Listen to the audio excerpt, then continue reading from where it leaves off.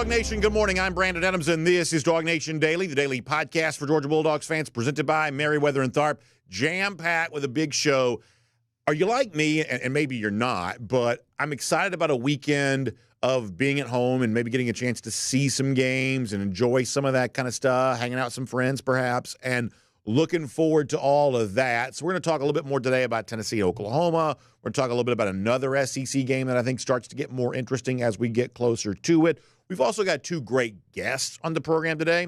The former quarterback Jake Fromm here, and in kind of very cool fashion, Tuesday I was on assignment and kind of away from the studio for a while.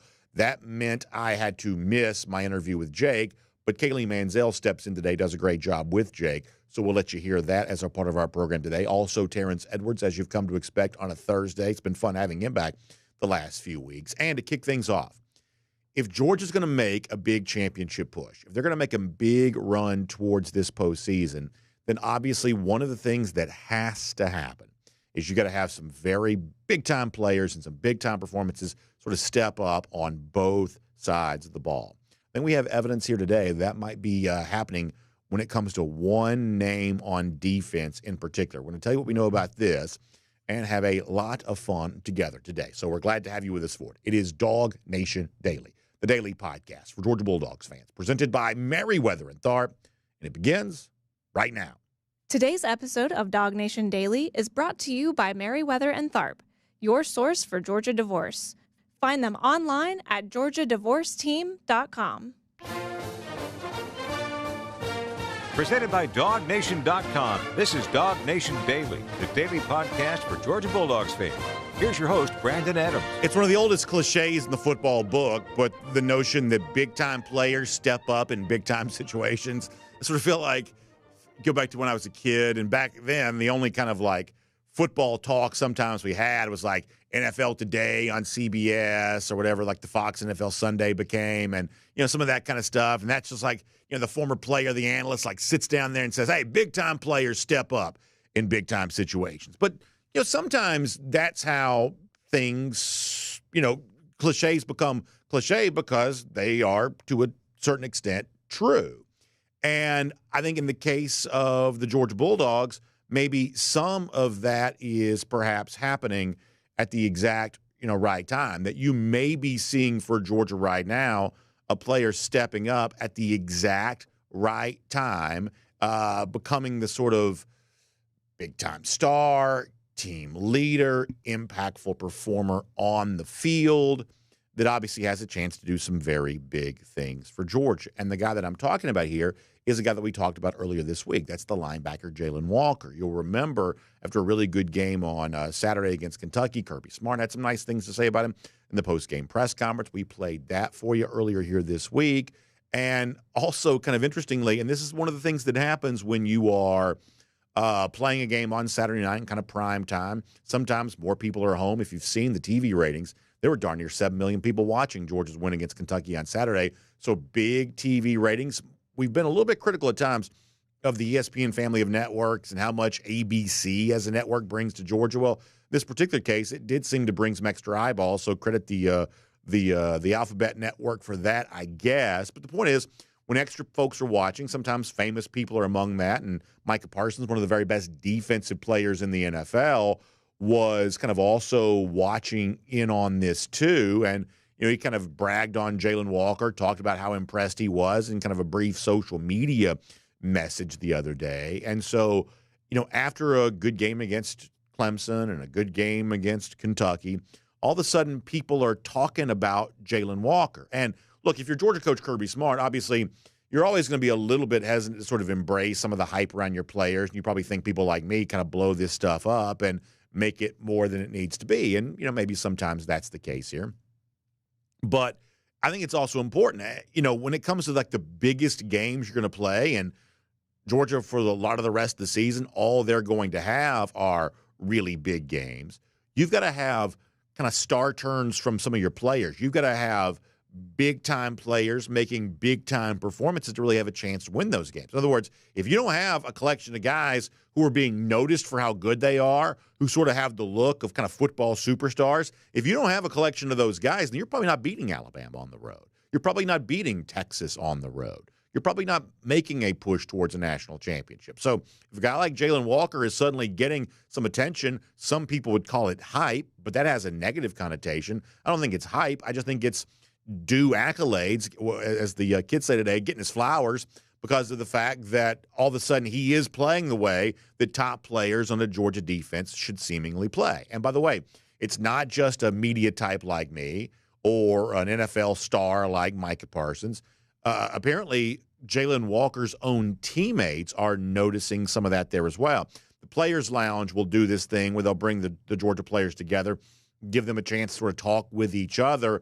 And sometimes the stuff that you get in a situation like that can be really interesting, including this week when most prominently here you have Jordan Hall, who was really bragging on what he's seeing from Jalon Walker. And the thing where, Micah Parsons said he likes Jalon Walker. Well, according to Jordan Hall, that when he watches Walker during practice each week, kind of reminds him of this Dallas Cowboys defensive superstar, the stuff that he's seeing from Walker on a regular basis. This is cool stuff from the Players Lounge. The most prominent voice here is Jordan Hall. Take a listen to this here from earlier this week. One player on the team who's getting a lot of notoriety right now for the right reasons. Jalon Walker is that guy, Mr. Batman himself. When I watch him rush, it don't matter who in front of him. He just make it look so effortless. I feel like as a pass rusher, watching him is like watching Micah Parsons. Literally. The same moves, I feel like the speed, Micah Parsons might be faster than him. I don't know if Jalon gonna run a fast 40, but if you see him move, he hauling. His game speed? Game speed, not even in practice speed. He in practice, it's the same person every single day. The way he bend too is crazy. The bend is crazy. His twitch is crazy. Two, he just never gives up on the rep. I feel like he always has a chance to win, even when he was in moments where it was almost seatbelt time. He always find a way to win, counter spinning, cross chopping. He do everything. Chop, dip, every rip, move. Whatever you want to do, and he's doing it. You can look on film, he's done everything possible when it comes to pass rush. When it comes to the relentless effort, the finishing part, I feel like he brings it to the table every single time. So really good stuff from the Players Lounge there. You can find the full conversation on their platforms, but really interesting praise from Jalon Walker. As I said before, listen, I'm not trying to hype, fan the flames of hype and stuff like that. I'm trying to say that if what Jordan Hall is saying that he is seeing in practice is kind of a confirmation that we're going to see more of that this season, what we've already seen in the game against Kentucky, what we've already seen in the game against Clemson, and that's really good news because you've got to have players step up like this. And maybe right now Jalon Walker is one of those guys who is doing that. It was also kind of fun this week to get a chance to hear from Walker. He spoke to the media on Tuesday night, and first of all, on the subject of being compared to a guy like Micah Parsons, who I think all college players sort of like right now, and a lot of the high school players I talk to, they seem to have a lot of affection for Parsons as a player because he is so versatile, and that's one of the things that makes Walker kind of I think a big part of this Georgia defense is the hybrid style that he plays, either inside or outside. I think a lot of guys like Micah Parsons because of the versatility he has shown in the NFL, and so Jalon Walker this week was kind of asked, hey, how did you feel and how nice was it to get some words of praise from a guy like Parsons, who's obviously doing it at such a high level in the NFL? This is what Jalon Walker said about that. Yeah, I did. I feel like that recognition from Michael Parsons was, I appreciate it. Coming from a great player like himself, coming from similar traits that we both have, it's just a blessing to see that he sees that, and gives me motivation to keep going. That's just more fire to me to keep pushing it and become a better player every week.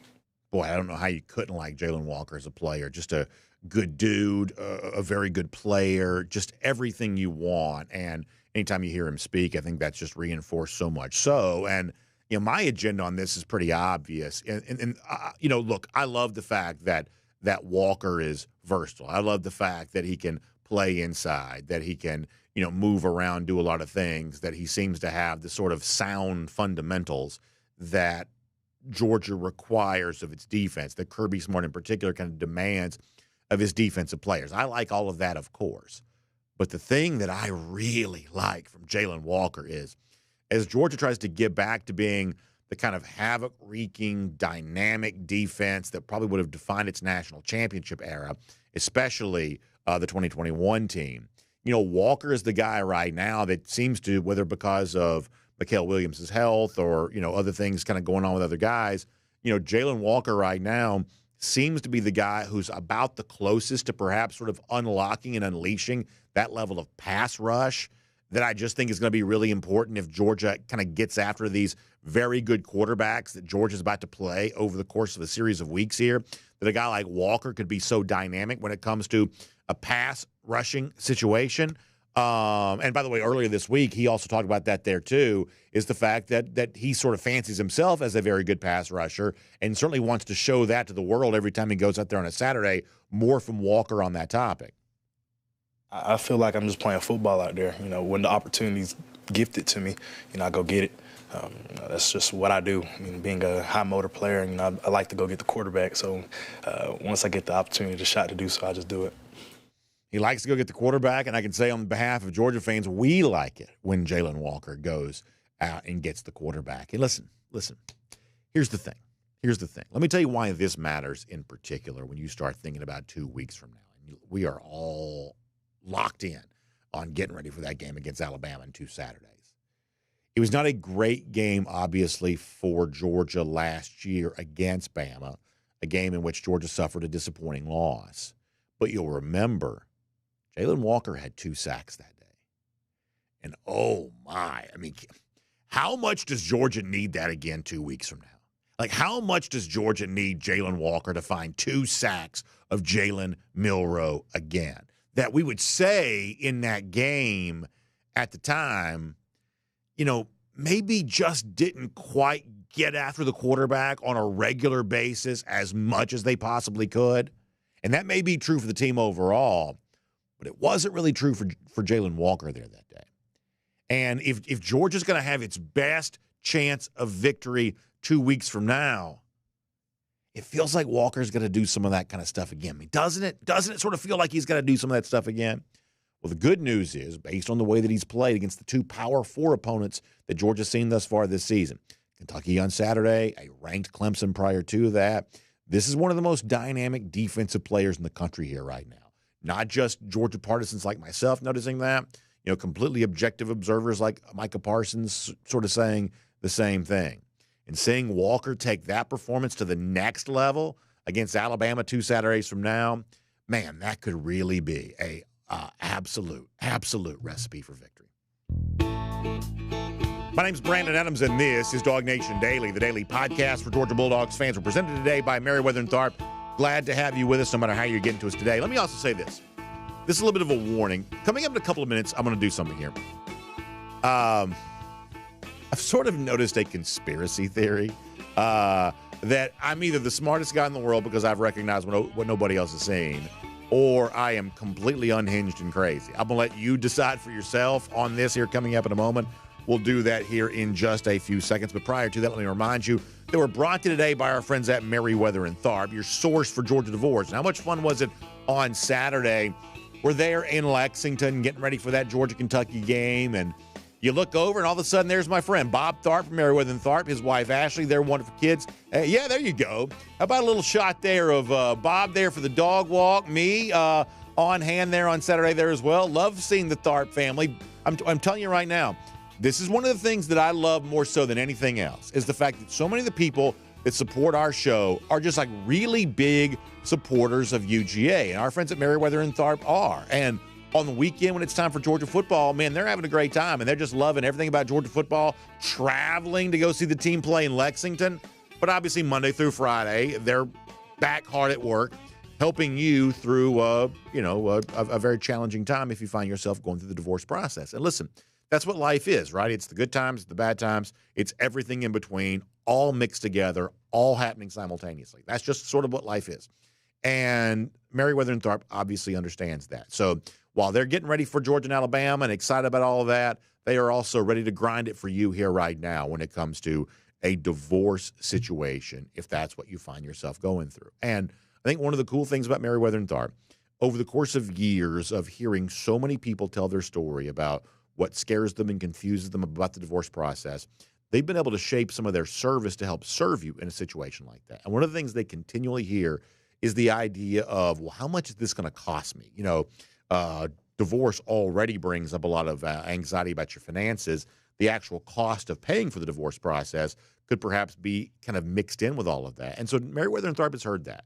And so what they've tried to do is create kind of a menu of options to match your specific need based on your circumstances. For instance, if you feel like your situation's like really straightforward, if everybody's sort of on the same page, then you might choose like a DIY option, which can be had for as low as $99. Or if you're like, man, this is one of those things that's perhaps complicated for 1,000 different reasons, I just want the traditional service that Meriwether and Tharp has been famous for over the course of the years and really providing to people here in our state. Well, they'll give that to you there too. Also, I think what's kind of cool is, and this is perhaps maybe the most innovative offering that Meriwether and Tharp has right now, they call it their model M&T level of service, where you can have either a flat rate price to pay for your divorce proceeding, or if you choose, like so many things these days are sort of subscription-based. So if you want to pay on this on kind of a per-month basis while your divorce process is ongoing, they can provide that for you there as well with their level M&T level of service. So Meriwether and Tharp just trying to be as creative as possible to kind of help you in a time of need. So if you've got questions about the divorce process, Meriwether and Tharp truly has answers. I want you to find them online, GeorgiaDivorceTeam.com. That's GeorgiaDivorceTeam.com. Meriwether and Tharp is your source for Georgia divorce. And it truly was great to see Bob and his family there in Lexington this past weekend. All right, we've got two great guests on our show today. It is Terrence Edwards here coming up in a couple of minutes. Jake Fromm before we're done on the program today. By the way, and kind of cool with Jake, I was, many of you know, outside the studio earlier this week on assignment, getting a chance to kind of rub elbows with some of our big-time corporate folks and great sponsors, and that was a great experience for me. And while I was gone, Kaylee Mansell was good enough to step in and pinch hit with the interview that we typically record with Jake. So later on, not only do you get to hear from Jake, you'll get to hear from Kaylee interviewing Jake, which will be a really good thing. Okay, so all of that's to come. Now, I told you before, what would I tell you? What would you tell me if I told you that I've maybe discovered a little bit of a conspiracy that might be hurting Georgia, and it might be centered around college football officiating? What would you say if I told you that? Well, you would probably say I'm crazy, and perhaps I am. But since officiating has been a little bit of a topic here this week, I wanted to – it's one of those things I've been sort of thinking about and haven't really had a good time to sort of bring onto the show. I noticed a bunch of strange stuff. Some of it, believe it or not, I try not to sound like a total, nut job from time to time. And so some of this just sort of ends up on the cutting room floor and doesn't ever make the show. But this is one of those things, since officiating's been a little bit of a topic here this week, thought it might be worth discussing for a moment. Obviously, on Saturday, the thing that we know happened was Jalon Walker was flagged for a very weird roughing the passer. I think most people would say not just Georgia partisans in terms of this hurt UGA, but those of us who are football fans would say, well, gosh, if sacking the quarterback is now illegal, then the game is both a lot softer than it used to be and, frankly, confusing to even follow. Most people, regardless of who you root for, sort of dislike those kinds of things. But also it's a situation where Georgia's kind of racking up a lot of penalties right now. They've had a lot of penalties called them. They're 120th in the country in terms of total penalties thus far this season. That's near, obviously, the bottom nationally. And Kirby Smart was asked about the fact that right now his team is sort of racking up a good number of penalties. This is what Kirby Smart said about that on Saturday night. Here's Kirby. Take a listen to this. I think everybody in the country is. I watched games today, and it was like crazy. And we're higher than we've ever been. I watch all these games. They're higher than they've ever been. And I'm like, what's going on? Like, we have been a low penalty, smart team, and I can't figure it out. I don't know if it's, if it's the way it's being called. Is it being called tighter? Because everybody's got more. But we certainly got to reel it in some. So that's Kirby Smart on that. And I would say that's basically true, right?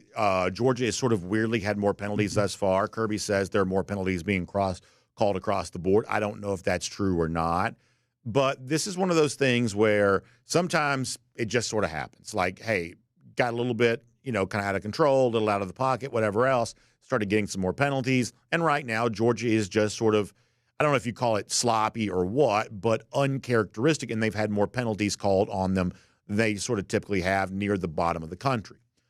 But let me kind of use that as a springboard to tell you something else that I'm noticing. And look, here's just sort of a general observation about life overall. it is very easy to notice things that are happening, but sometimes it's very difficult to notice things that are not happening. In other words, you don't always hear the dog that isn't barking. There is something really, really strange going on with Georgia the last few years that I would say sort of defies the idea of being a total coincidence. It just seems odd that it might be this way. As Kirby said, he's concerned about the fact that his team's getting too many penalties. Now, we would say in some form or fashion, as a coach and as a program, you do have some control over the penalties that are called on you, that you can play maybe more disciplined, you can play a slightly different way. Your behavior determines that outcome, at least to a significant extent. That if you've got too many penalties called on you, then there's something you can do about that. We would also, I think, say what you don't have almost any control over at all is how many penalties get called on your opponent. That's something you don't have any control over. How the officials choose to call it, how the other team chooses to play, that's one of those things that would seem to be just sort of happenstance, kind of a random chance of how many penalties your opponent might have against you. And yet for Georgia, over the course of the last few years, this all seems to be breaking the same way. Did you know that this year Georgia's only had 12 penalties called on its opponents? That puts Georgia 124th nationally in terms of total penalties called on opponents. In other words, the teams that are playing Georgia are the least penalized teams in the country when they're playing that game. Georgia's had fewer penalties called on its opponents than almost any team in America, which, once again, much like the penalties that Georgia's having called on it, maybe that's just sort of random chance. Maybe that's just sort of, hey, just sort of weird, one of those weird things, just sort of, kind of a crazy thing that's going on. But in the same games that Georgia's playing in that's resulting in it being penalized as much as anybody in America, isn't it at least somewhat weird that Georgia's opponents are the least penalized teams or, collectively in the entire country? That seems somewhat strange. And what's even weirder to me than that is that right now, as I told you before, Georgia 124th in America in terms of total penalties called on its opponents. Did you know that last year Georgia was 121st nationally in the total number of penalties called on its opponents?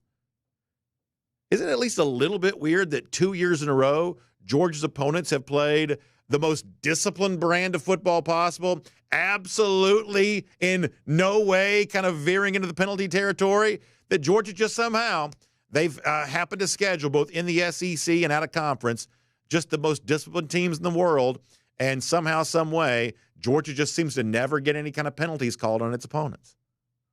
What if I told you in 2022, Georgia was 122nd in the country in terms of the total number of penalties called on its opponents? That once again, Georgia saw its opponents the least penalized teams in America when Georgia was playing them. Doesn't that seem somewhat strange?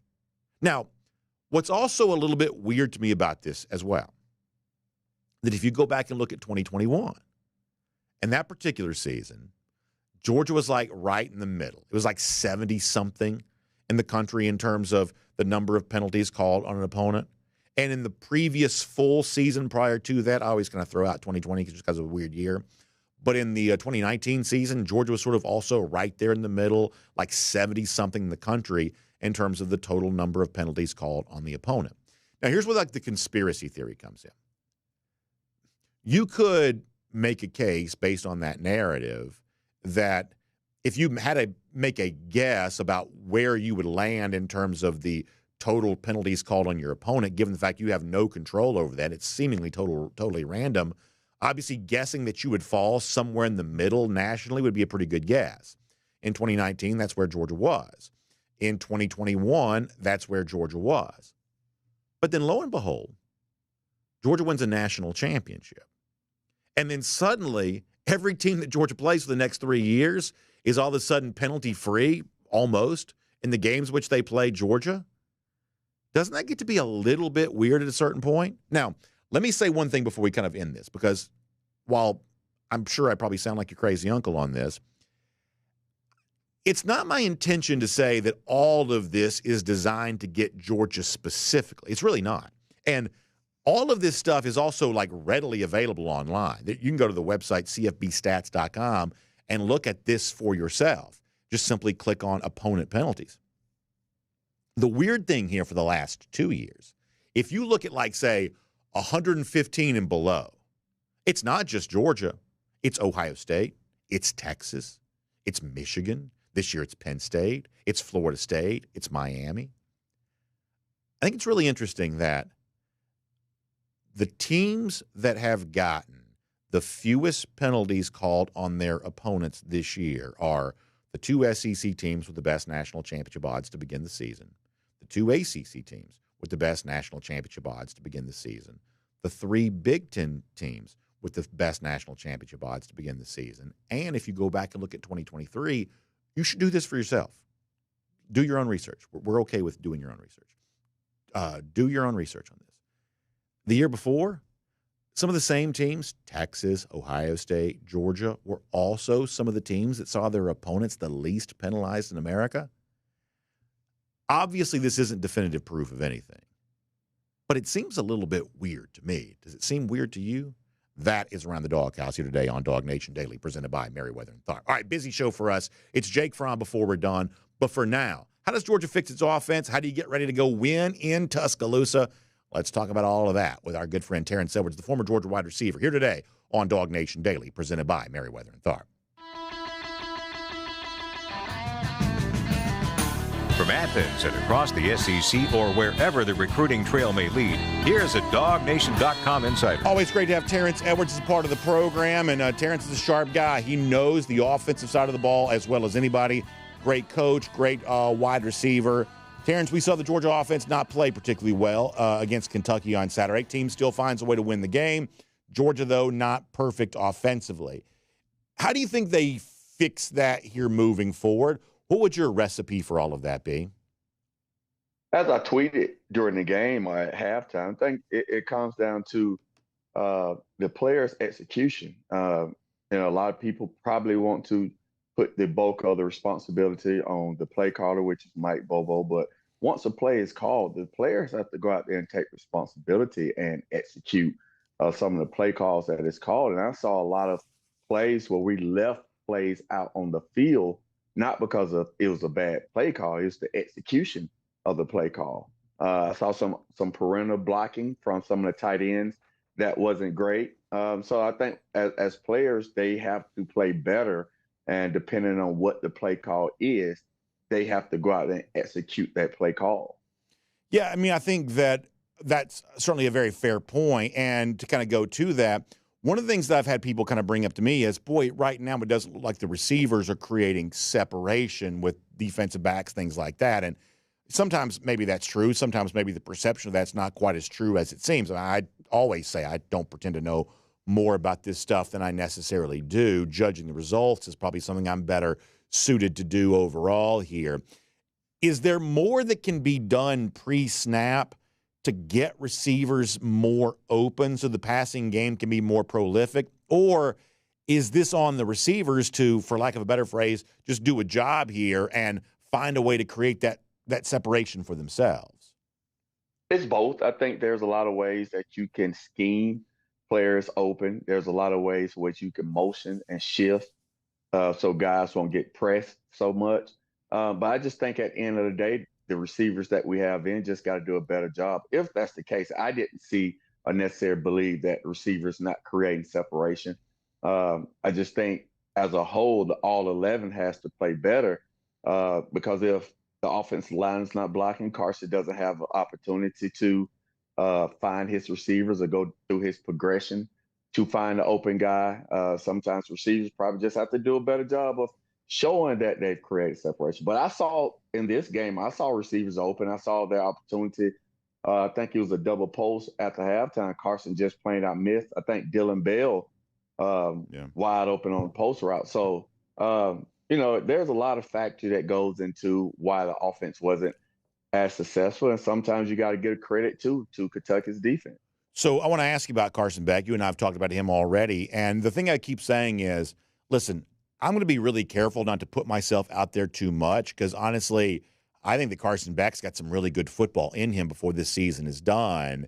And yet I kind of find myself wanting to come back to you again, like I did, I believe, after last week's game, saying, what do you think about Carson right now? Because I think a lot of people were kind of hoping there would be an obvious visual difference in Beck at the beginning of this season compared to the beginning of last season, when at the time a year ago he was a first-time starting quarterback.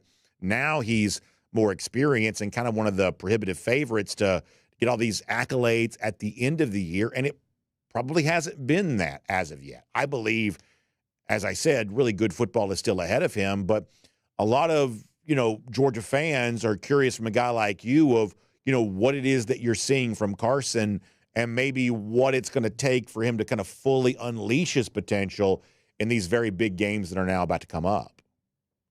Yes, he has opportunity to really showcase to the world with Alabama coming up, with Texas coming up, Ole Miss coming up, to show a lot of scouts that he can go in and be consistent in these big games. And on Saturday, I think that's probably the worst I've seen him play. But then he also make big plays when his team is needed. So overall, he didn't play, I think, his best game. I think anyone in their right mind probably would say the exact same thing. But when a play needed to be made, like the last throw to Dominique Lovett, to kind of get us out of harm's way, he made that throw. It was right on the money, a great play call. So it's there now. Just want to see, especially against Alabama coming up, especially against Texas coming up, I want to see the Carson Beck that we all know and love. Yeah, I think that's a really important point, that it probably was not a great game for Carson, but that was a great throw. And I thought that Dominic Lovett had a really good game. So, we can, and I don't think it's nitpicking to do this, we can talk about what the Georgia offense needs to do to be better, because they only scored 13 points against what I would think is a pretty mediocre team in Kentucky. But when the Wildcats were absolutely trying to press Georgia, get the football back for a chance to win that game, Beck stepped up, made a big throw. Lovett did a great job of getting open and made himself a pretty big catch. So you do kind of hang some confidence on a moment like that, because when Georgia absolutely had to, in that particular moment, they were able to. Oh, most definitely. I think a lot of people who really know football would take the way Carson played and then have Carson put us on his back and make that one throw that kind of sealed the game, instead of him throwing for 400 yards in a tight game and didn't make that throw at the end of the game and we lose. So I just think, Carson's going to get back to work. I think the Georgia offense is just going to get back to work. And we all understand what their next game means.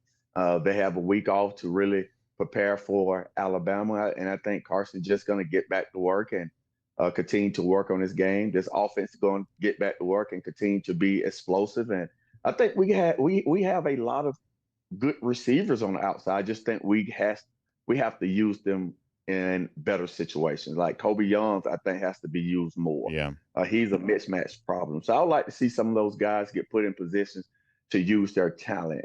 And Kobe being 6'5" is a way to use his talent. He did have one good catch in the game. That was a back shoulder. I think we could do more of that with him. Well, the other guy for me like that's Dylan Bell. I mean, Bell's the guy that I think we felt he had so much promise after a lot of what we saw last year, and Georgia's either saving it and maybe next Saturday they unleash it, or for whatever reason they just haven't quite found the connection there with that. But to me, the one guy that I just think has been really quiet thus far this year is Dylan Bell. I mean, he was huge on the road last year against Tennessee, for instance, that the very best of whatever Georgia's going to be, it seems like to me it's a lot more from Dylan Bell to kind of make that happen. Most definitely. I think for this offense to be what we think it could be, I think Dylan Bell is going to have to be a big part of the offense. He's just that talented. He's a utility guy. You could do a lot of things with him, and I think he has to be, a big part of this offense moving forward because he's just that talented.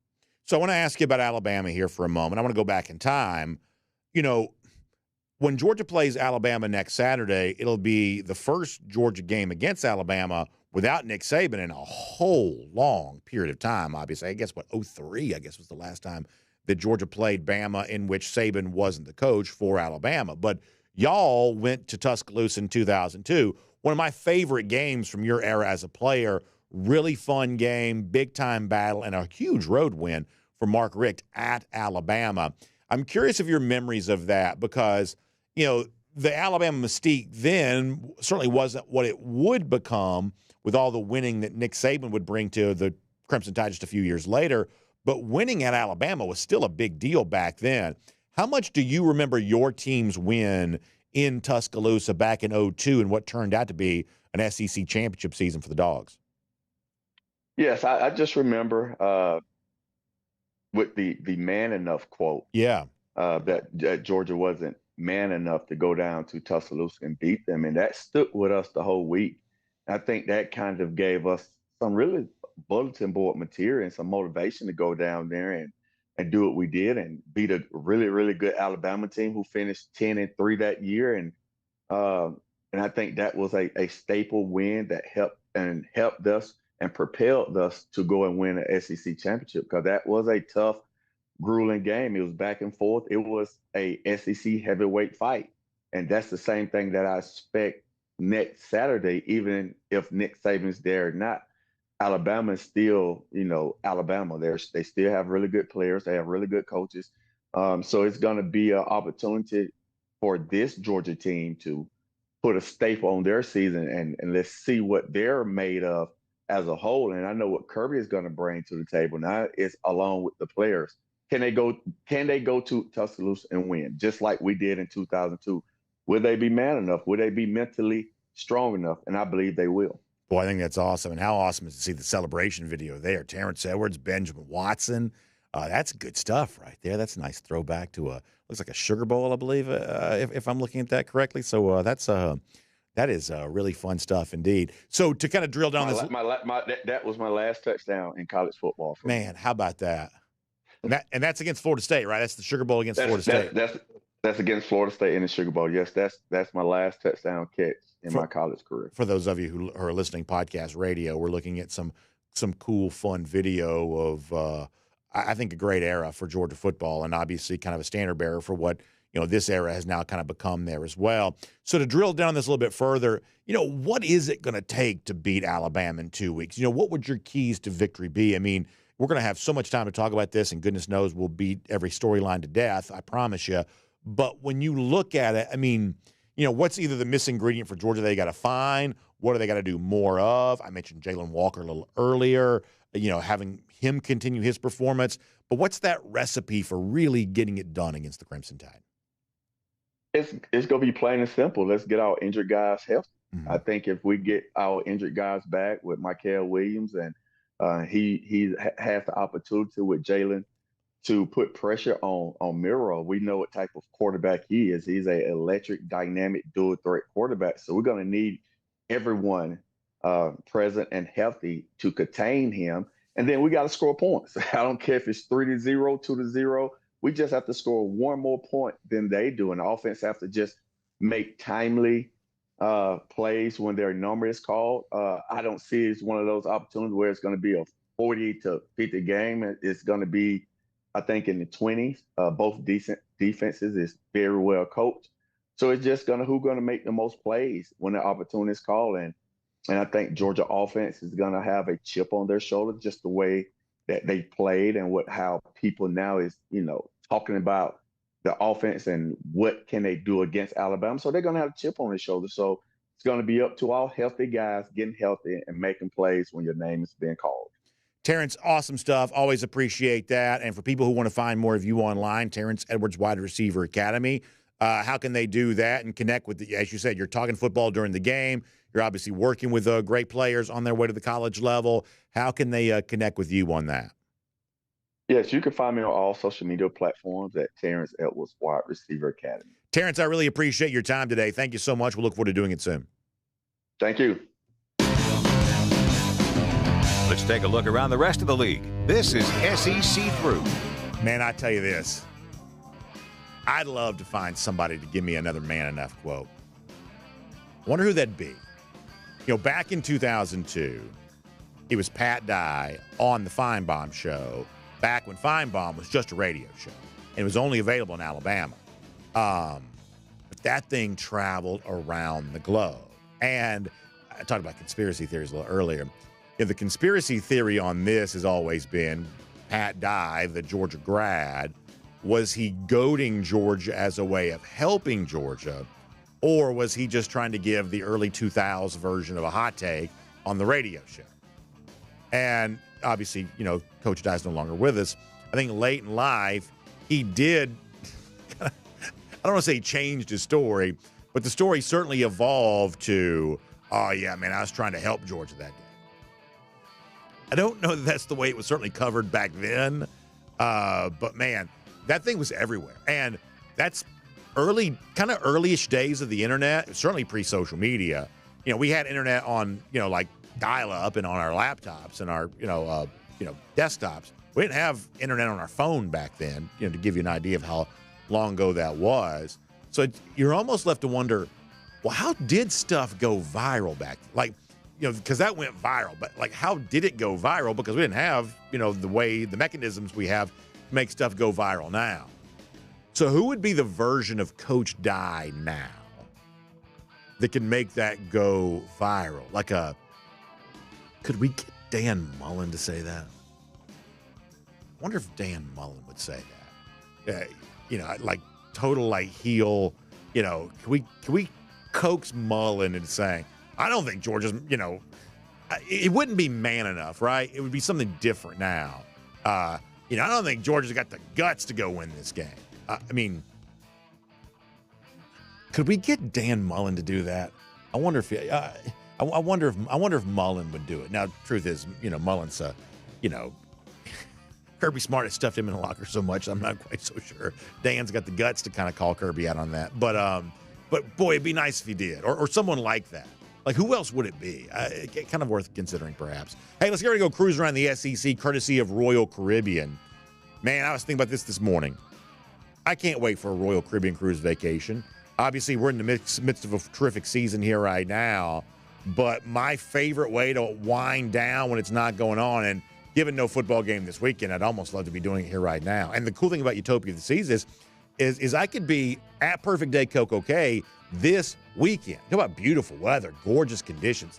I love Perfect Day Coco Cay, the private island oasis that's exclusively available to those on a Royal Caribbean cruise vacation. You get the tallest water slide in North America. You just saw it if you're watching on video. You get the Oasis Lagoon, the wonderful pool. You get Hideaway Beach, the adults-only enclave, which is sort of like a Vegas-style pool party.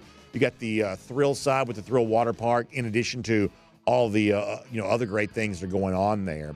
And Royal Caribbean cruise ships are going to Perfect Day Coco Cay literally every single day. If you've never been, it's an unbelievable experience. It's the kind of thing you need to enjoy. And Jessica Slater can tell you how to get there.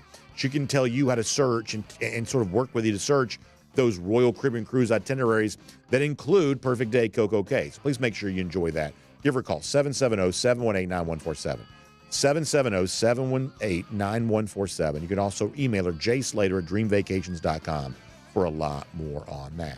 Speaking of blowhard-type coaches, it was interesting this week to hear Urban Meyer kind of address the Florida job. And what's sort of sad is, and if you want to get an idea of kind of how far Florida has fallen, depths we haven't seen anyone really reach before, but perhaps they're not done sinking as of yet. It's been interesting to see some Florida message boards kind of bring out maybe Urban Meyer is going to come back and be the coach again. I guess this was prominent enough among some Gator fans that Meyer, being asked about it this week, one of his media stops, was like, no, that ship has sailed. I'm not doing that again. But what I think is sad for Florida is, have you noticed that for a long time, Meyer was like the sort of top rumor mill coach for any job that became available? But since the embarrassing way in which his tenure in Jacksonville came to an end, that has also completely come to an end. Like, no one talks about Urban Meyer anymore as their next head coach because, fairly or not, Meyer's stature as a coach is not what it once was. He is something close to a disgraced figure. Whereas at one point in time, he was a coach who had won national championships in two different places. You have to reach sort of deep back into the annals of your mind to sort of find that when it comes to Meyer. Nowhere near as respected as he once was. I just think that's objectively true. And yet for Florida fans, they're sort of grabbing hold of that. And if it's not him, maybe it's a guy like John Gruden, another, disgraced ex-coach who also has said this week, I want to coach in college because he sort of knows that bridge for him is burned in the NFL. And so once again, Florida fans are sort of desperate to grab anything. They'll grab the Gruden rumors or groomers, as they used to be called. And I just think it really gives you a window into the depths of the despair for Florida here right now. And, I am sad to report to Gator Nation, no one is coming to save you. Not Urban Meyer, not John Gruden. There is no magic, easy button to push for a coach who's going to come back and sort of fix all this and make it right. You have got a long, miserable slog, not just back to being competitive, but back to even being respectable. You got to go through every phase of the rebuild here, from avoiding embarrassment to hoping to be mediocre to maybe now you're a tough out, a challenging opponent. Then after that, I'm talking about years down the road. Maybe then you can think about being good. But there is no magic coach swooping in to come in and fix all your problems. Maybe Steve Spurrier represented that, 35 years ago? But that is not what anyone's able to do here right now. Florida is broke. I'm talking about broke. And there is no obvious fix for it. Not Urban Meyer, not John Gruden, not anybody else. By the way, Georgia obviously got a big game coming up next Saturday against Alabama, and then a couple weeks after that, getting ready to go take on the Texas Longhorns. Now, what's interesting about Texas here right now is the status of quarterback Quinn Ewers and how long he's going to be out. We're told week to week with the abdominal issue. We don't really have much more information on it other than that. And while he's gone, Arch Manning gets a chance to be the starting quarterback, which is, I think, pretty fascinating for most of us. Well, Texas is getting ready for relatively, uninteresting game here this week. They play a very easy schedule. Most of their games are. A very uninteresting game this week against Louisiana Monroe. But one of the Louisiana assistant coaches on defense, and I'm sorry for not knowing his name, but one of the Louisiana Monroe assistant coaches on defense this week was talking about Arch Manning, and he said that, obviously Manning played at one of those, very erudite private schools there in New Orleans, that he said the ULM coach said, well, some of our guys already played him in high school. They've already beat him. It's a little bit of trash talk coming from the Louisiana Monroe side ahead of the game for Manning in Texas on Saturday. And what this made me wonder about it a little bit is that for the most part, the Manning family is pretty popular. People seem to like Peyton and Eli, to the extent that people have memory of Archie. They enjoyed the way that he played, I guess. The Manning family, I think, is pretty well liked. But there's also an element of Arch Manning is the next generation of all of that. And I kind of wonder if there's more Arch backlash coming. For instance, let's say that Arch plays as well as I think he has a chance to. What if he's the quarterback for Texas when they play Georgia? Is there some negativity in the college football fan base? I'm talking about at large, the national fan base around Arch going into a game like that? Or is he just going to be as beloved as all the other Mannings have seemingly been? Sometimes the next generation, it almost kind of feels a little bit like a Nepo baby or something like that, where, is this a status that was earned, or was this just sort of given because of the last name? We see this. We see it in politics. We see it in business. We see it in sports, that the famous last name doesn't always get the same level of love that the dad sometimes got, or in this case, the uncles would have gotten. I think it'll be interesting to watch how much Manning is embraced here over the course of the next few weeks, if this really is his moment. Now, speaking of big-time quarterbacks, obviously Nico Iamaleava getting ready to go into a big spot on Saturday at Oklahoma. And I'm fascinated by this game. My pick is obviously Tennessee. I've kind of been on the Vols here thus far this season. But I got to tell you, there is a lot about this that just sort of screams be careful. And we're going to talk more about this. We'll do some of this on Go with the Flow on Friday, presented by R.S. Andrews. But in the case of the Oklahoma side here, you have not seen them be an underdog at home against anybody since 2016. Haven't been an underdog of a touchdown or more since 1998. So this is a very unusual spot to see this much love for the opponent for an Oklahoma, team playing at home. That's pretty weird. You got Tennessee, who, and I mentioned this yesterday, essentially same spot on the calendar a year ago, first road game of the year. They go out and lose outright at Florida, a team that finished with a losing record. all of this seems like an awful lot for a Tennessee team that's essentially beaten up on one of the easiest schedules in America here thus far. And in the case of Nico, who I do believe is a prospect, we hate Tennessee, but I try not to be a hater, if you get my point, that credit where credit's due. Nico's probably a pretty good quarterback, and Tennessee is certainly one of the teams on the rise, seemingly in college football. But y'all, go look at Nico's numbers. Like, they haven't been outstanding. I would say the team performance for Tennessee has been unbelievable. But I think if all you've done is scoreboard watch for Tennessee this year, and perhaps that's all you have done because, of who they've been playing, it's not like Nico right now is playing like one of the best quarterbacks in America. He threw 2 picks against NC State, for instance. You kind of wonder if for a guy like this, he's ready for this spot. Now, I believe he probably is. Tennessee's my pick in the game. I've been sort of on Tennessee since before the season began. I sort of think that this is going to be a little bit of a coming out party for the Vols, I think. But it's also my job to sometimes, especially for those of you who might actually bet it, be careful. Be really, really careful. I do think Tennessee's the right side. I do. But just be careful. Some of the Nico hype doesn't quite match what the stat line has been. Tennessee kind of finds itself heavily inflated on the basis of a pretty soft schedule. And nobody's on Oklahoma here right now because of the fact they haven't looked that great thus far. But tell that to Kentucky last week, who played way above their head for almost 60 full minutes.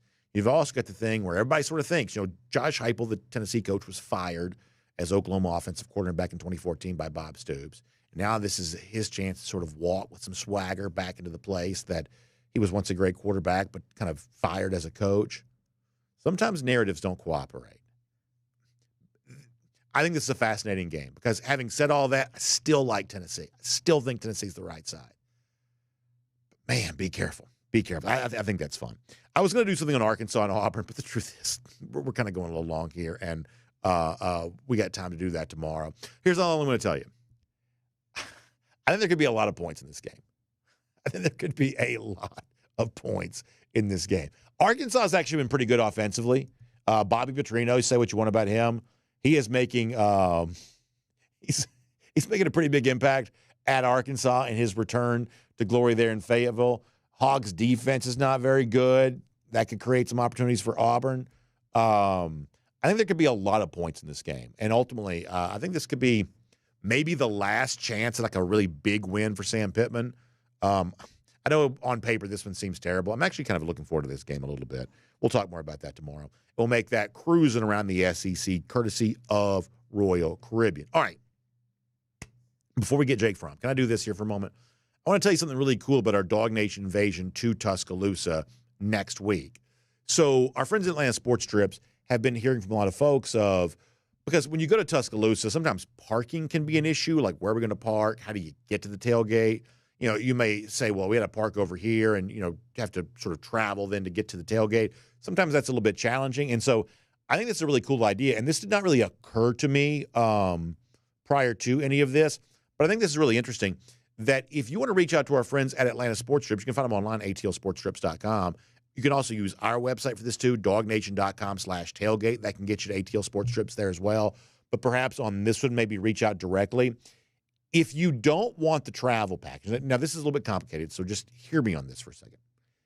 If you don't want the travel package, but if you want to meet the bus in Birmingham, like the Birmingham area, travel, which is essentially going to be Hoover, I believe, travel from there to the side of the tailgate, go to the game, and then get back on the bus to come back towards the Birmingham area after the game. If you don't want to have to fool with the parking, in other words, if you can get to like that Birmingham metropolitan area and get on the bus, go to the tailgate, go to the game, and then take the bus back out to the Birmingham area, our friends at atlsportstrips.com can give you a chance to do that.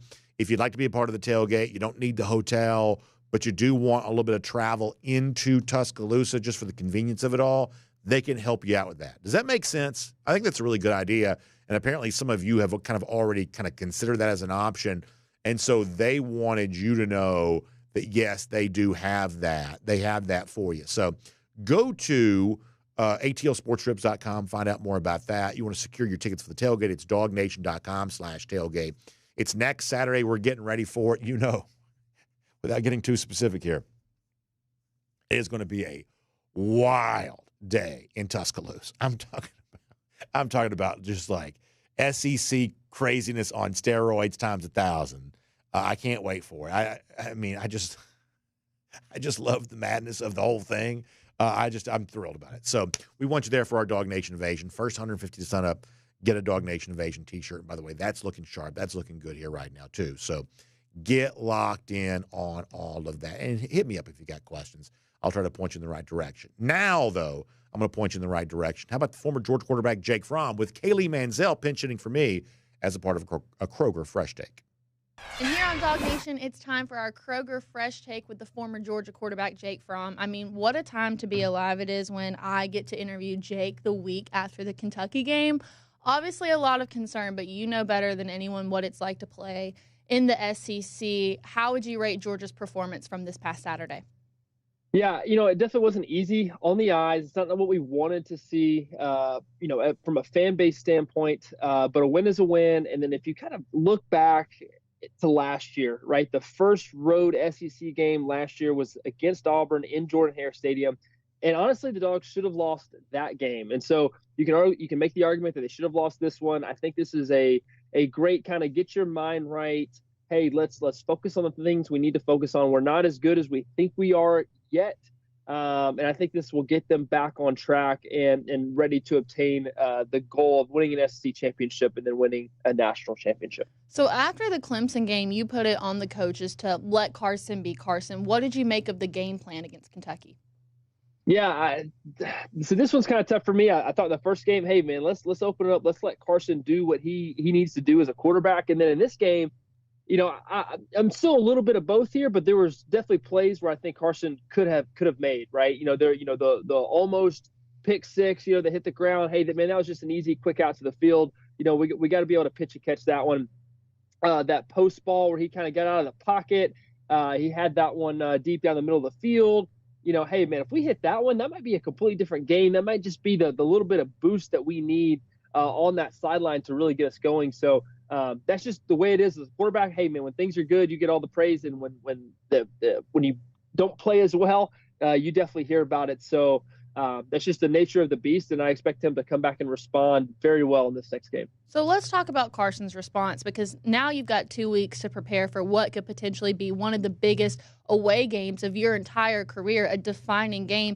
If you're Carson, what do you spend the next 2 weeks working on? Yeah, it starts here with the bye week. Bye weeks were always huge for me, and in my career, it's a time to self-evaluate, figure out what we were doing well on offense, what we needed to improve on offense. And it was a time to get a little good on good at practice to really hone in on your craft. And so this is going to be a huge bye week. It's still early in the season, so they can really kind of change and adapt where they need to on offense, and also play and tinker with some things as well. Different schemes, different plays, different passing concepts. And so I think it's going to be huge. It's a time for Carson to kind of, put his head down and go to work. And really come up with something good, come up with a really good plan going into Tuscaloosa 2 weeks from now. So you mentioned they still have plenty of time to figure things out on the offensive side of the ball, and we're still early in the season, but at what point in the season do you need to have your offense figured out and things let them be set and be comfortable with what's going on? Yeah, that's always a tough one because, me as a quarterback, hey, I want everything rolling right now, the next play, the next game, whatever it is. And I think he wants that. I think Bobo wants that. I think everybody wants that. But there's definitely, or you can make the argument, a sweet spot, in the season, kind of that middle 3/4 of the way through the season when you're really hitting your stride. So it just kind of depends. But hey, the sooner the better is always for me. So with the bad, there also comes the good. We'll talk about that in just a second. But let me remind you guys that here on Dawg Nation, this is our Kroger Fresh Take, and Kroger has all of your MVPs for your tailgate needs this season, from chips and snacks to cold drinks for cheersing or party trays to make it an easy week. You can visit your local Kroger in-store or online, and you can also check out Kroger.com to order for delivery. Again, visit your Kroger near you or Kroger.com to order for delivery. So here's the thing. This was the biggest thing I took away at the end of the game was, all right, the defense still hasn't given up any touchdowns throughout 3 games. Is this defense just really that good, Jake? Yes, they are, and definitely on paper. The only troubling thing for me that I saw through the TV was I felt like we lost the line of scrimmage. I felt like we lost the battle in the trenches, on the defense and on the offense as well. I didn't think we ran the ball with as much authority as we could have. And there was definitely times, man, when Kentucky was just gashing us with their run game, and we were not making all the tackles in the back end as well, from the linebacker, from the safeties, and from the corners as well. So there's a lot of room for improvement on a defense that really hasn't given up very many points and has yet to give up a touchdown. So there's a lot of room for improvement, and I'm very optimistic about the defense and what they can do throughout the entirety of the season. But man, when you click on that tape, there's a lot of room for improvement. So one of the storylines that we talked about all offseason and even in the early weeks is with no Brock and with no Ladd, who becomes that go-to guy? And I still don't know if that question has quite been answered yet. The ball has been spread out a lot. Has there been anybody in that wide receiver core that's really stood out to you this far? Yeah, I think the jury is still out on this one. David Pollack had a very interesting in-game tweet where he says, "Hey, I see a lot of good players on offense. I just don't see a lot of great players." And so we're still waiting on that guy, to really rise to the top, rise to the occasion of going out and being a go-to guy that whenever we need can go and make a play. So we're still figuring who that is. I think the coaching staff is still figuring out who that is. Man, I love Dylan Bell. I think this guy can do whatever you need him to do in the backfield, in the slot, and in the outside position as well. So he's the guy that I kind of eye on, maybe Arian to kind of take it over the top. But right now they have a lot of Swiss Army knives, and I think we need one guy to really show up here in this Alabama game and say, "Hey, man, I'm the guy. Throw me the rock." Yeah, I think for a lot of us, we thought that guy would be Dylan Bell, but we really haven't seen much of him through these first 3 games. I maybe suppose that we could see him have that big game at Alabama. Yeah, I agree as well. So he's a guy that can put in a lot of different positions and really kind of, he's a guy that can make a move, take it to the next level, whatever you need. So he's a guy that I liken a lot to Deebo Samuel in the NFL. You never know what he's going to do with the ball in his hands, and it's always a fun time to watch. All right, Jake. Well, I feel really grateful I got the chance to share this opportunity with you today. Don't get to do it much, so always thankful for your insight, Jake. Kaylee, thank you so much. It was great. Great indeed. Nice stuff there from Kaylee Mansell. Appreciate her pinch hitting for me. Had to be away from work. Not away from work, just away from the studio earlier this week. And obviously we always pre-record with Jake because he's very busy right now as a member of the Detroit Lions organization. So that was really fun. Now time for our golden shoe. Speaking of former Georgia quarterbacks, Jake Fromm being one, Brock Vandagriff another. Judson Jones emailed this to me. Kind of a funny meme here, the SpongeBob SquarePants. It says, kind of an angry SpongeBob saying, "Them dogs going to destroy Brock Vandagriff." That was a week ago. Now, for the rest of the season, boy, I sure am rooting for Brock to do well. And I find myself being very much the same way. I agree with Judson Jones on this, that I do hope Brock does well the rest of the way. I was, obviously disappointed for him that he didn't have a better game against South Carolina, but maybe some of what he did against Georgia will give him confidence as Kentucky plays on. So, funny golden shoe there to Judson. We'll give him that. Lousy, stinking Gators. Nothing funny right now about their plight. 1,412 days. That's how long it's been since they've beaten the Georgia Bulldogs. They'll try their hand at another Bulldog, Mississippi State, there on Saturday, and who knows, maybe that won't go very well either. Either way, that's our Gator Hater Updater. We'll see you back here tomorrow, DawgNation Daily, presented by Merriweather and Tharp. And on video, time now for the R.S. Andrews Cool Down. R.S. Andrews, the one you turn to for your air conditioning, heating, plumbing, electric needs. They show up on time. They do the work that's promised, the price that's promised. You can trust R.S. Andrews on all of that. All right. Let's find some comments here. And we'll see what's on everybody's mind and see how they're doing. And we'll bounce around for a few minutes. We went very long yesterday. I've got some stuff I got to do today, so I can't go quite as long on that. But we'll try to give you a full comment section here. Make you feel like you got good use out of your time. I'll start on Facebook here for a moment. Gary Holt checking out. Gary, thanks for being here. Appreciate that. William Camacho says Dylan Bell is a Debo Samuel with an attitude. Yeah, I certainly hope that Georgia can unlock some more of that here the rest of the way. And by the way, I thought that Jake had some really good stuff on, just kind of a very realistic appraisal and assessment of what's kind of going on with this Georgia offense here right now. Pete Williams says he wouldn't be surprised if the go-to guy for this Georgia offense ends up being Dominic Lovett. Perhaps that's the case. Keith Finley wants to see more of Colby Young, which is something that Terrence Edwards also talked about today. Al Chandler says we're going to have to contain a mobile quarterback, especially as he calls him, instead of Milrow, he calls him Mildew, which is funny. Keith Fold says, again, we don't have a Jordan Davis or a Jalen Carter. No, right now that would seem to be true. Let Jordan Hall get healthy. I'm not trying to put too much on him, but let Jordan Hall get healthy and see if he couldn't be a little bit more of a dynamic presence for you, though. I kind of wonder about that.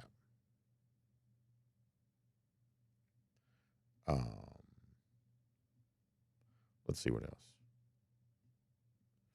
Good stuff kind of rolling here at Facebook.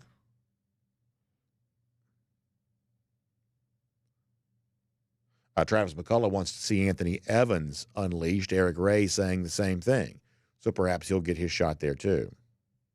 JP also wants to see more of Anthony Evans. Let's see what else.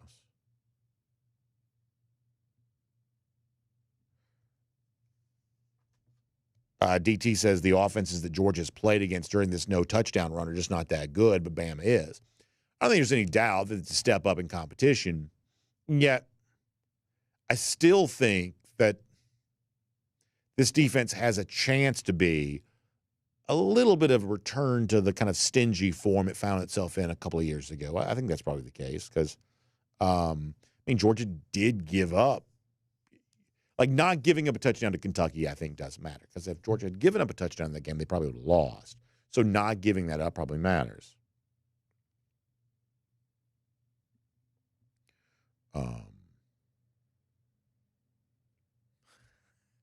Georgia and Olive on the former president being at the Georgia-Alabama game.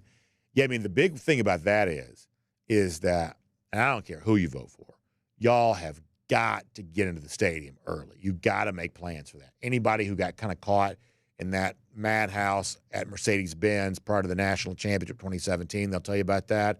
President Trump was also at the Alabama-LSU game in 2019. Bama fans will tell you about that.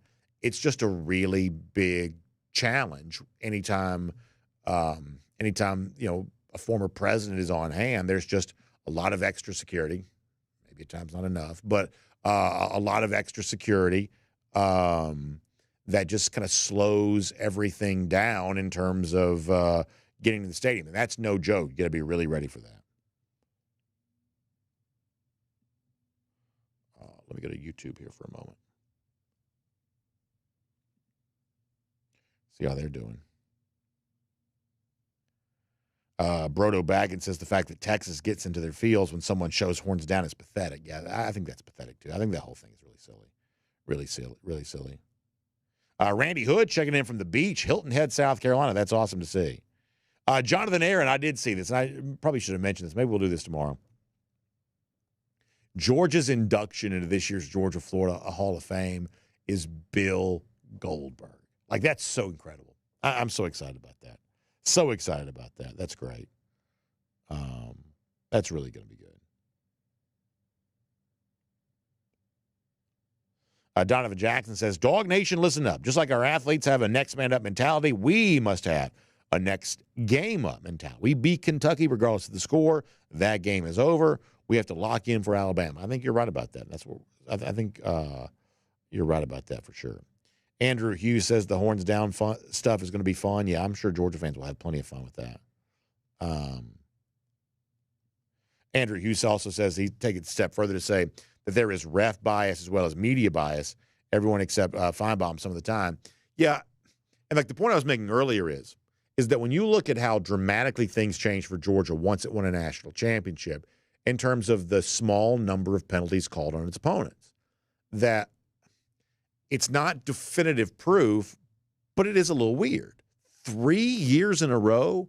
Like, is it a little bit odd that 3 years in a row Georgia just happens to play the most disciplined teams in America when they're playing Georgia 3 years in a row.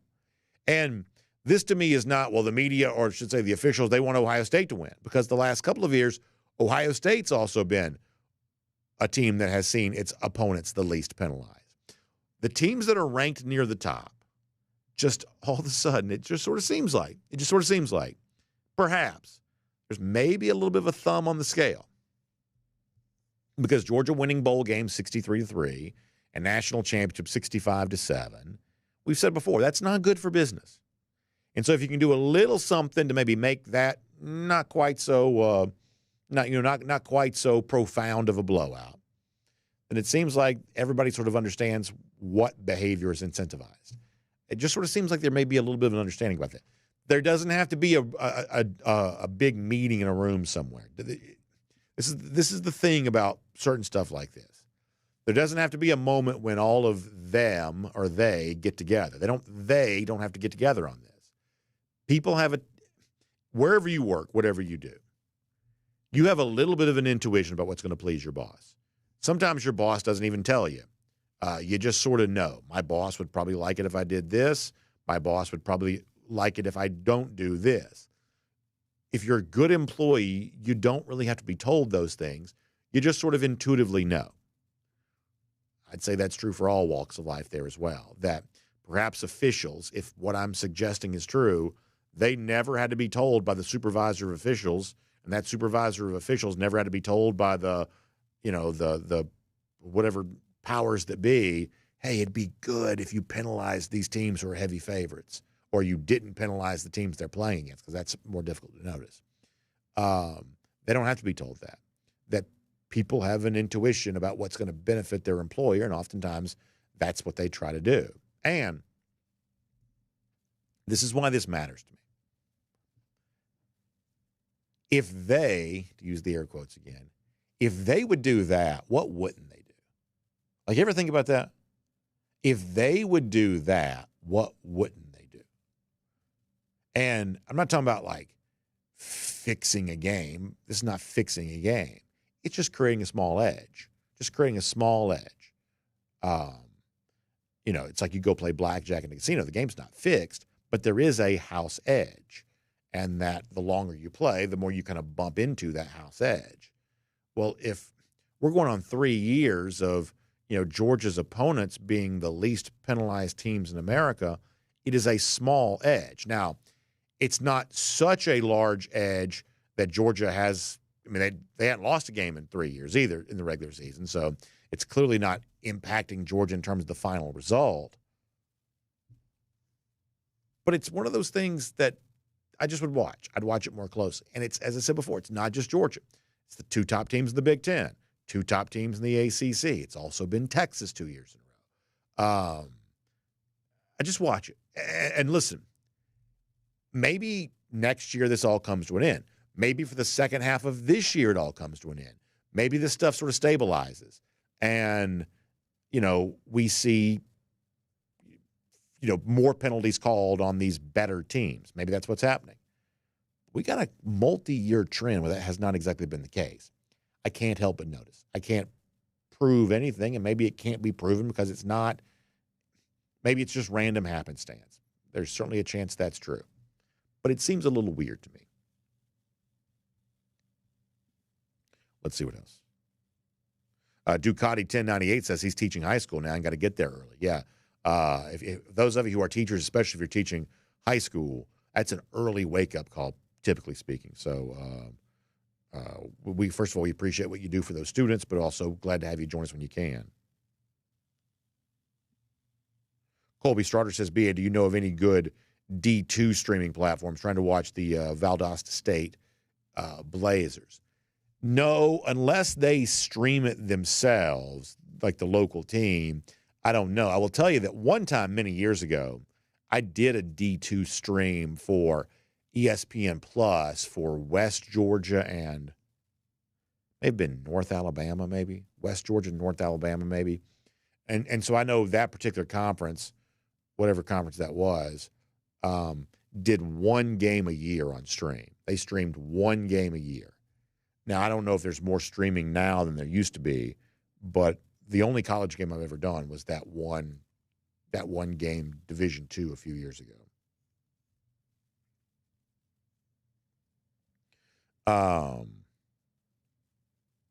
Spencer Clark wants to see a little bit more from Smile Monda, and obviously, hopefully, he'll have a chance to do that.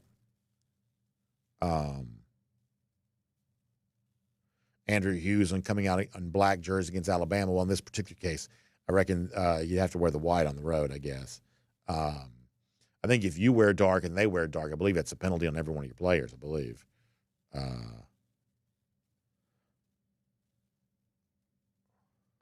Savannah Bryant pointing out that Bama lost its previous game in which President Trump was on hand. That's the game against LSU in 2019.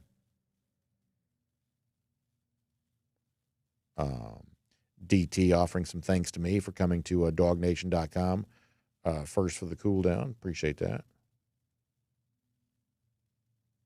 ATL Dog 17 says it took him 90 minutes to get into the stadium for the national championship game on January of 2018.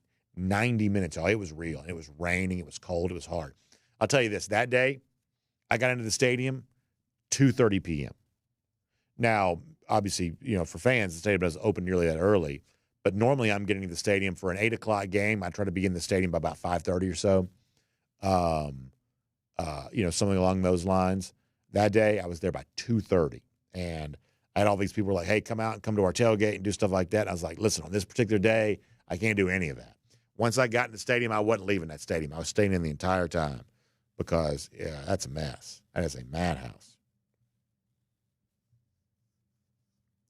Richard D. says, what strengths do you see from the Georgia team that could lead to a win over Bama? Well, I would say that when you look at individual guys on defense, we talked about Jalon Walker earlier. You could add Malachi Starks to that list. These are the kinds of individual players that could make a difference in a game such as this. I also believe that we're going to get a much better performance. I know people have been a little down on the Georgia offensive line after the game against Kentucky. I would say watch that group for a big performance against Alabama. I would. I'd say watch them. I would say watch them. And listen, there's been some chatter about Carson Beck from both of our guests today. Carson Beck's a better quarterback than Jalen Milroe is. In a spot like this next Saturday, it's really Beck's job to outplay Milroe. They're not on the field together at the same time, but we're going to compare quarterbacks. We always do. And Beck's job in this moment is to go out there and outplay, Milroe. And I think that could end up being the biggest advantage Georgia has.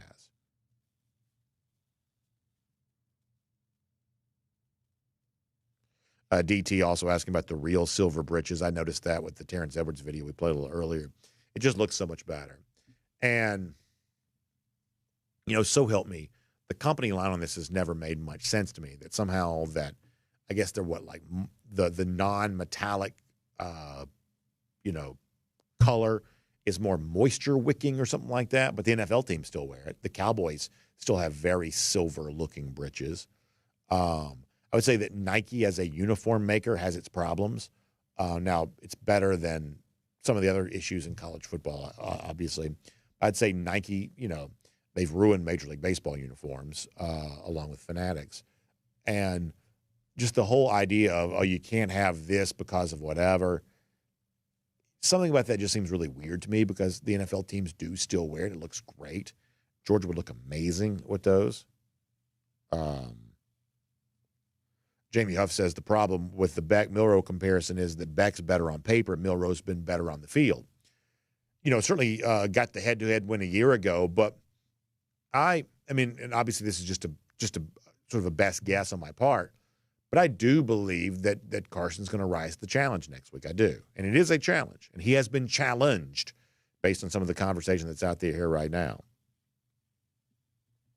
But I believe he'll rise to it. Brandon Griffin, thanks for the kind words. He also calls for Georgia to win 52-17. Boy, you won't be able to slap the smile off some of our faces if that's what the result is. I love it. What else?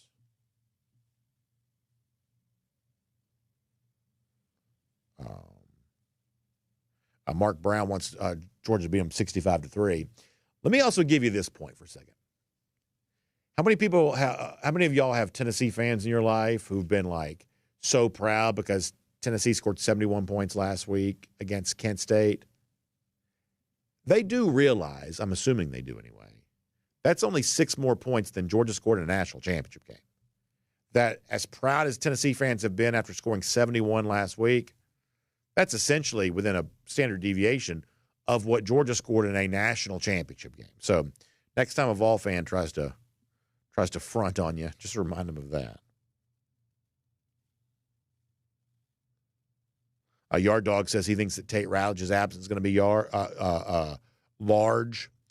It certainly has the potential to be, and obviously that's a guy you want to be playing with in a game like this.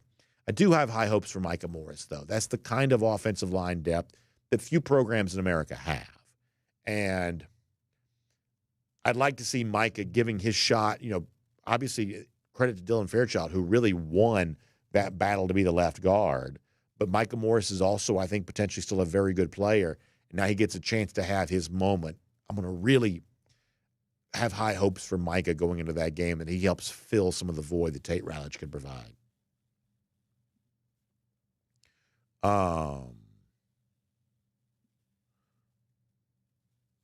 Let's do a couple final ones here. JP also mentioned Mikael Williams, having him on one side, Jalon Walker on the other is going to be fierce. Yeah, you got to try to get Mikael back. That health update on him is going to be a very big deal. It is going to be a very big deal. Spencer Clark says if we sack Milroe 4 times or more, we're going to win big. Spencer, I kind of agree with you on that. You just need to get after him more effectively than you did in that game last December. Stick D's laughing at me saying fronting. I don't even know where that came from. It just sort of slipped out. You never know, I guess, what you're going to say sometimes. Brodo Baggins also asking about, confidence in the offensive line without Tate Ratledge.